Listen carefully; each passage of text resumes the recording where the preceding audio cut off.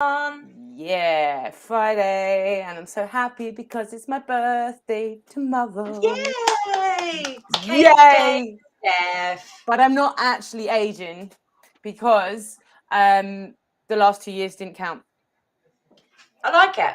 So I think I'm it not makes adding sense. another digit to my age. I am going to stay at young 21. You're quite right. Anyway, Everyone is definitely going to believe that. so how are you doing, my friend? I'm good. I'm good. Yeah. It's Friday, and I had a great week this week. Went to watch Moulin Rouge in London, which was Yeah. wonderful. With my Was friends. it? Like I saw the set, it looked really good. Oh, the stage was like the set was fantastic. It was really, really good, and the lighting and that. But they changed some of the songs, which I get why they changed. So like they had like Katy Perry. So basically they put like newer songs in it. But I don't know. I think the older songs were fine. Classic. Yeah, but they were classics. So it wasn't like I could understand why they changed them if they were like one-hit wonders from back in the day, but they weren't. So No, I couldn't they were quite work that full. one out. But they were very good. Did they It still was have good. Diamonds Are a Girl's Best Friend? Kinda. Mainly she sung Diamonds Are Forever. That one. Yeah, I know. They did it a little bit at the end, I think. But that wasn't the song. And also, you know, like when she died. Oh well, I'm not going to give any spoilers away. Well, you Okay, must have seen sure. the film by now. If you haven't seen the film, that's not my Yeah, problem. for anyone Been who's out for watching who hasn't seen it, just close your ears for a second and then come back to well, us. yeah, but it wasn't like because like in the film, it's all like happy and like they're doing that crazy song at the end. It's all manic and that, and they didn't do it that way, and it was just weird.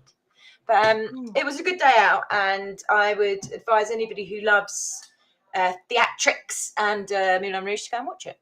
That was good. Oh, well, thank you. Have anyone who's watching, have you seen Moulin Rouge? And how's your Friday going? Happy Friday. I don't know, what's it like over there? Because it's raining again in Dublin. Well, yesterday, beautiful day. I could almost fool myself into thinking it was spring. Today, not so much. I just went outside and it's just like that fine rain. So not looking forward to walking the dog in a minute. But No. Yeah, no, it's been like that Friday. all week, mate, in Dublin. All week. It's just been No, you had a nice day on yesterday. the other day, didn't you? Yeah, Yesterday. yeah. Oh, yeah, it was like yesterday. That was yesterday. That's how long yesterday was.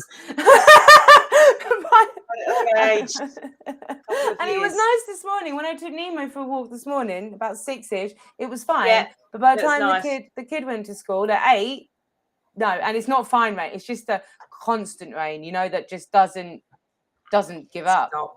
Yeah. Just doesn't stop. Just doesn't. But that is why Ireland is so beautifully green.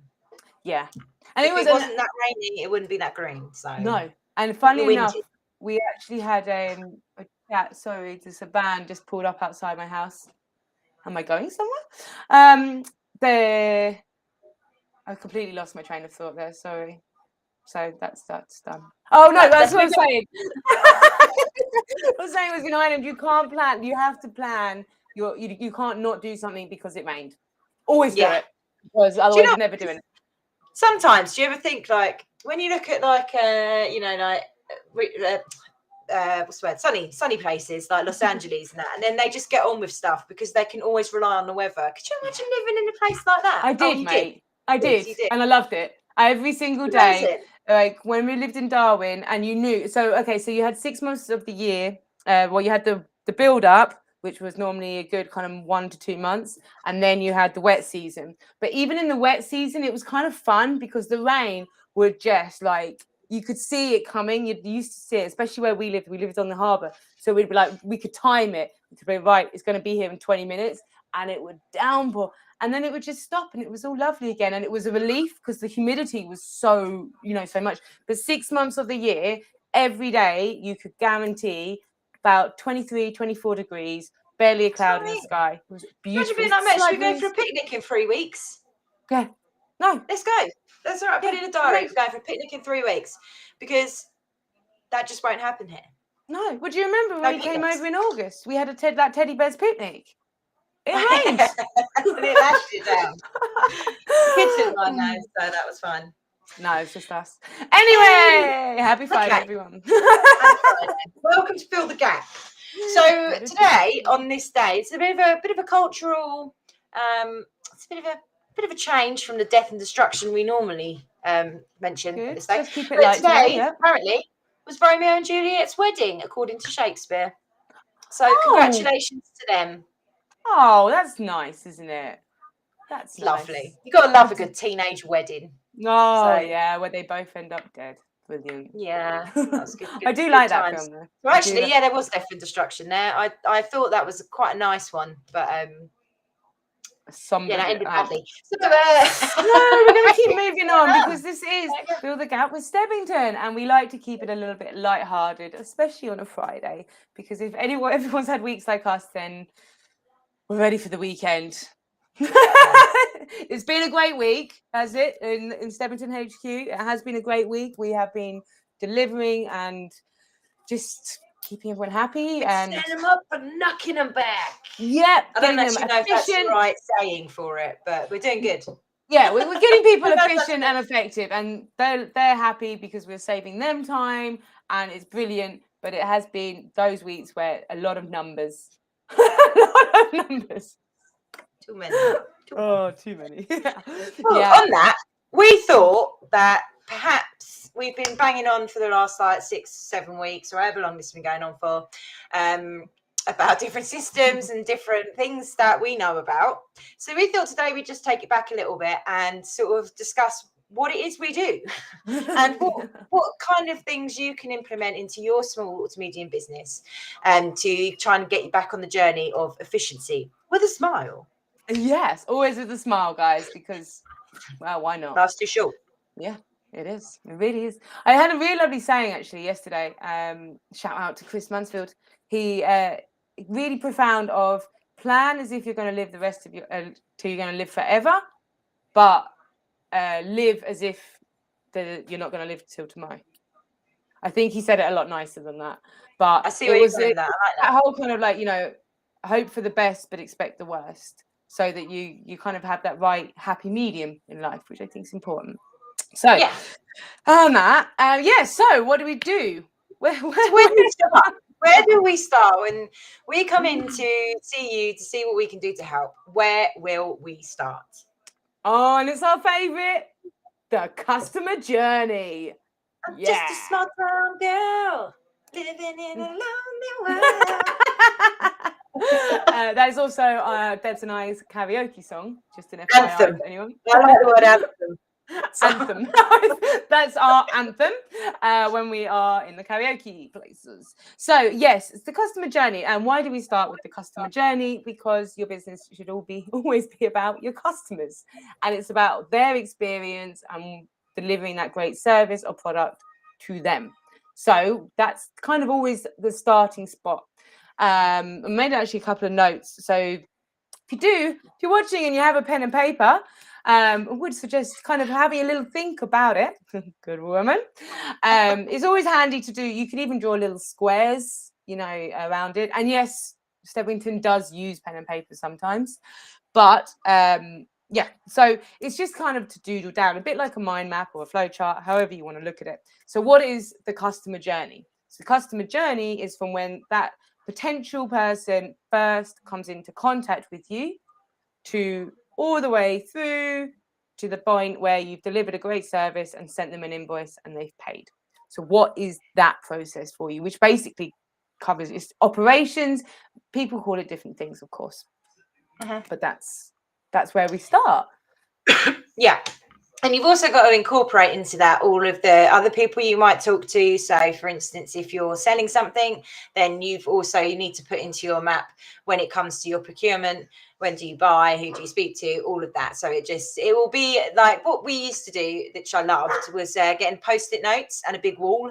Oh, yes. And then writing each step on a Post-it note and then colouring the wall. It's cooler when you've got loads of different colour Post-it notes because it looks like a party. We have it. But it is that because we start with the basics of where have they contacted and that, and then you're going to add to it of, okay, so this is the point that you need to if you're in a bigger company, this is the point you need to let that team know or team member know, or this is the point where you tell that department, or like Deb said, procure something, or you need to plan ahead, when do you schedule the project, those kind of things. So and you'll be surprised as you do it. But when we do it with customers, but you're surprised how many steps you don't really think about. And if we can help you with this, and sometimes it's good to have a third party person there, because then they can ask the questions you might not be thinking about. So definitely getting all of that down at the beginning is absolutely fundamentally the first step that you need to do 100%. before finding out what you can do to trim waste or to install a system to do for you. Sorry, I had to cough. Are you okay? I'm fine. So just the remnants of that cold. So the first point of the customer is that they contact you. So how do they contact you? How do they email you? Do they find you on LinkedIn, on a networking? Do they go to your website? I mean, there normally is, or there should be, more than one way to kind of start that. So you need to kind of have that down first of all. So I would start with like that going, network. I'm just going to mute while I have another little cough. Sorry. Okay, I'll take over. Thinking about where things come from is great. We've got one customer who all of their customer stuff comes from many different places. We've got Facebook. I hope they're still alive. We've got Facebook, Setmore, her emails, the website. It comes from loads of different places. And what we've done, for instance, is just to take all of those different ways that the customer can contact you and put it all onto one thing. So she only has to open up one system, one CRM, which is Airtable. Shout out to Airtable. I love Airtable. Everything just goes straight onto there. So therefore, she's cut out straight away having to check her emails, having to go on the website, having to take her booking forms from her email and put it into this spreadsheet that she was using. We've literally just cut all of that out, because everything just goes into one place. So her customer journey now starts by her opening Airtable. Well, when the customers contact you, well, they start the journey. It's just in the Airtable. Yeah, so like that. This isn't good. Yeah, it is. So you have your 4 different ways. So I've got networking, social media, call, or website. So then like that, you want all of those things, they all happen. And then the next step will probably be the same thing. So do you then just send them an email to say, hi, what's your query? What's that next step? How do you respond to them? How do you get it from them contacting you to them responding, and how quickly as well? What's your normal turnaround? Because let's be honest, people like everything straight away. So, if you're not getting back to people for a week, you're probably going to have lost that sale before you've even started. Yeah. So, which is why having it all in that one place is really important, and managing. Absolutely. Because also you can, if you've got it into one place, you can put timers on it and stuff. So then you can look at your reporting. What was that? What's that quote you said the other day? If it's not measures, it doesn't exist. Yes. So if you don't know how soon your customers come in and how fast you get back to them, you might be really good at getting back to them. That could be something that you kind of use in part of your advertising, the fact that you get back so quickly. If you don't know, because you've got loads of things coming from different directions, and you've got no way of tracking that, so it gets lost, and people really don't like that. And that's, I mean, we both had experience, a lot of experience in customer service and about delivering excellent customer service. And it's things like that. Communication is always key. Well, I think communication is key in everything, but for customers as well, they want to know that they've been doing. So it might be that they automatically receive a message, like, thank you for contacting us. Someone in the team will respond to you or give you a call, depending on your business, whether you speak to them straight away, but within, say, 24 hours or 48 hours or 2 business days, something, so that they know that you have received it and you've responded and you're going to be okay. They're going to be looked after. That's important. And guess what? You can automate all of that. So you don't even have to send those messages. The computer will do it for you. That's really important. And you can even do that just on your, even on Facebook. If you have a Facebook business page, you can set that automation up in your messages. You can set it up in your just Outlook and your Gmail. You can have auto response. It's there. Those capabilities are really common, because like that, it makes your customer feel wanted, and it's saving you having to type a message. Thank you for contacting us. We'll get back to you soon, because It's just a non. It's a non. No one's got time for that. So then the next bit is, so then what happens? So they've contacted you and you've said, yeah, okay, thank you for your query, blah, blah, blah, blah, blah. Then what? I mean, if you're like a coach, then you might want to book in a one-to-one with them. That might be the next step. Or if you're delivering a product, it's a question of what product do they want, what's best suited for them. So you have to think about that next step. What happens next? Where do they go? And once they go there, how do you know like when to follow up? Do you need to follow up if you haven't heard from them? And that's the next step. I feel like I'm running ahead with it. No, but it's a good point. When you're doing the journey, you need to ensure you've got all of these things, questions, all those things, you know, it'll turn into a big map. If it doesn't, you really don't need our help. It is a really straightforward one. Perhaps they need us. But if you've got all of that stuff, then you know, really, it takes a while, but it's so important, because if you don't know where you start, then you don't know how you're going to get to the end. So you need to have that all mapped down first. And this is also, again, why you need it all in one place, so that you can actually manage that as well. Because, okay, so you've had a one-to-one with that person, and then you sent them over and said, right, this is the prices, blah, blah, blah. And then what? If they don't respond to you, do you follow them up, or do you just, oh, well, that's another person gone? Because a lot of people, I know some people do ghost, but I think a lot of people will respond. And if you just do a little follow-up email of just checking in, or maybe a little call, there does no harm. And it's, again, managing your leads, I guess, and capturing, because everyone obviously as well, people like to make money. And this is where that comes. It's proven, I don't have the statistic in my head right now, but it is proven that when you have all this data and you're actually managing your customers, your potential leads, your revenue will increase, because you have it there at your fingertips, and you can then follow up. You can then just see, you know, what went wrong. Maybe you took too long to get back to them. Maybe they just weren't the right person. They weren't the right fit. You don't know. Like you said, if it's not measured, does it even exist? We don't know. And that's how CRMs can really help, because they may sound a bit scary and it seems like a lot, but actually once you've done all of the, you know, the teaching the CRM what you wanted to do, it's really not. And it gives you a lot more time. It gives you a better snapshot of what you're doing with your business, who you need to contact, who you don't need to contact, you know, how much money's coming in, how much money's going out. There's so much stuff you can do. So, but the first thing is to definitely get that journey on a bit of pen and paper, or Post-it notes on the wall. Or Post-it on the wall. Very visual. I like that. I like the whole Post-it note. I think that's the thing, though. It has to be visual.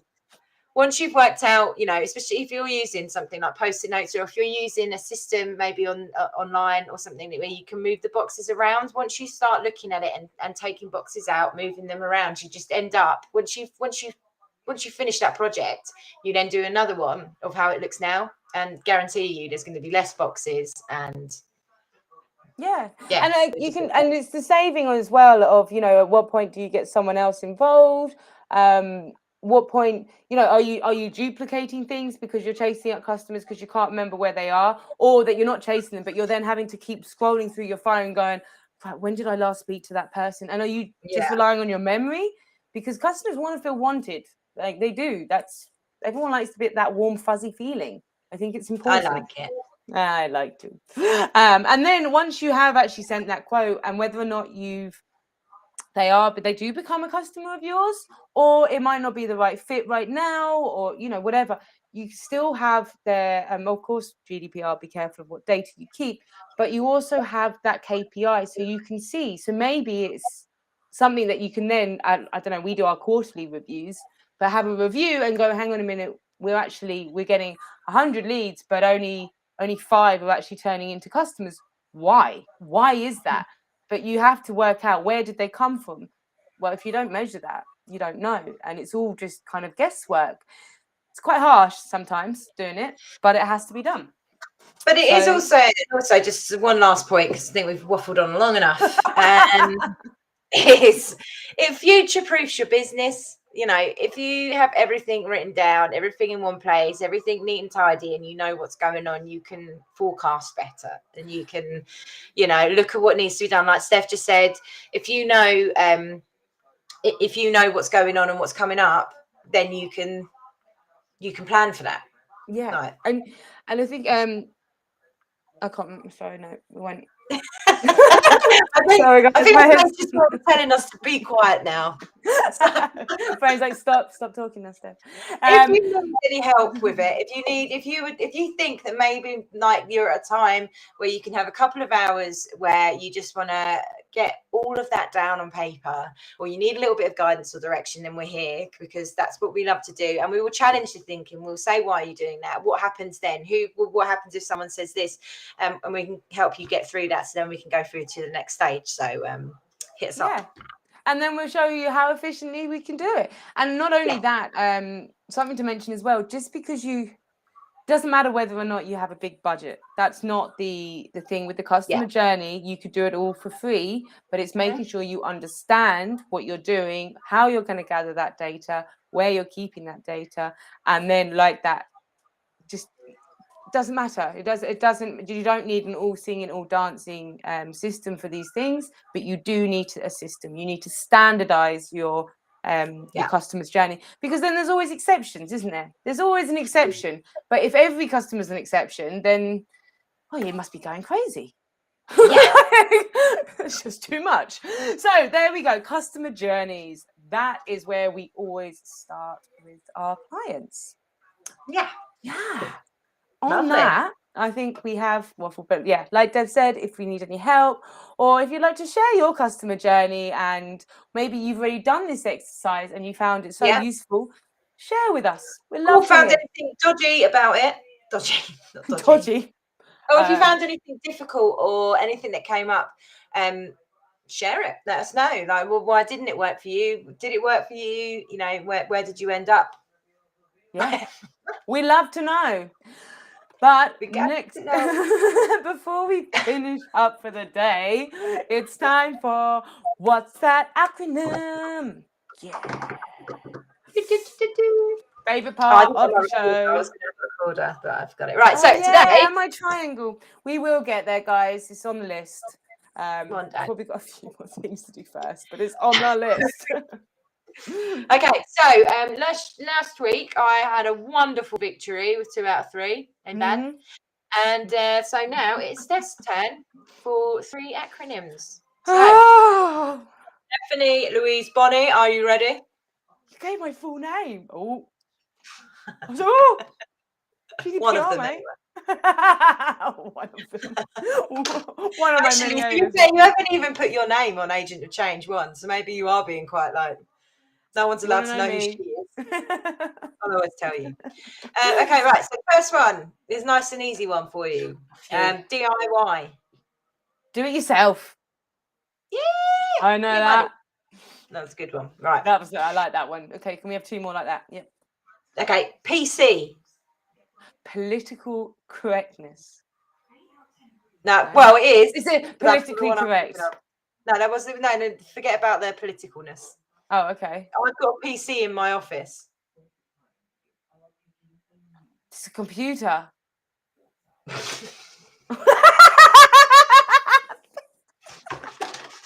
Computer. Right. We'll pretend I said that particular computer is in your office.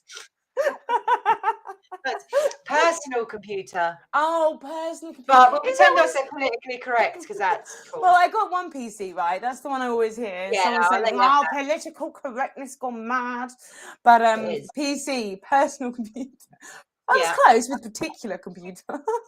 Yeah, no, but I didn't even hear you say particular. I just heard you go computer. That's how it started. Okay, next one. The final one. Now this is a tricky one. I'll grant you that, but you might know, and you get a bonus point if you can tell me anything further about it. Right. Okay. Hi, Carol. Hi, Mum. Shout out to my mum who's watching. It's my biggest fan. Thank you. So the final one is EG. I know what it means. I love the pose, by the way. That was brilliant. But that kind of, I felt like you were doing that to knock me off. I really want to Google this one. E.g. example. It's Mum, what- help me out. Yes. No, it's example, but why is it e.g.? Example given? No. It's something to do with Latin. It's something to do with Latin. Oh, well, I don't know Latin. Sorry, my mum would tell me off. Latin. Yeah, so I think it's because in Latin it would come across as e.g. But So is there a difference between I.e. and E.g.? i.e. also Latin. Yeah, see? Yeah, thanks, Mum. Too late. She I heard you say it. Latin. I couldn't, because I did look at that one as well, but I thought I would. Oh, damn it, I can't remember. Instead. Does anyone know? Yeah, i.e. is something like instead. Yes. Instead Well, can you of- share with us? Means example. Brilliant. Okay, so I.e. and E.g. Does anyone know what's the difference? Because to me, so e.g. is exempli gratia, gratia, which means for example. Brilliant. And my computer's been very slow. And then it's example, which means for example, and then i.e. is idest, which is that is in. Which is So also that an is. example. Yeah, but in Okay, Latin. so okay. Yeah, surrogate's point. Well done, Mum. Well, there we go. That was brilliant. Well, thank you for joining us for another Fill the Gap with Stebbington. I hope you found value with the customer journey, and it's something that you probably kind of thought about, but maybe don't realize just how important it is. And if you do, good on you. Thanks for watching anyway. It's always a pleasure. Happy birthday to you for Saturday, my friend. Oh, I'm so excited. I'm so excited because I get a lie-in and breakfast in bed. What more could you want? So That's very true. Winning in life. Remember, Stebbington, we can't help you with your work-life balance, but we can help balance your work life, delivering efficiency with a smile. Yes. And if you, sorry, my computer is squiffy. I know the feeling. I'll keep going. Whether you're looking to make your operations more efficient, or you just need a power hour to get a specific issue off across the line, or you're just looking for a point in the right direction, if we can help, we will. So give us a message on LinkedIn or Facebook, or you can drop us an email at admin@stebbington.com, and we look forward to hearing from you. Thank you. Have a great day. Have a great weekend, and we'll see you next week. See you next week.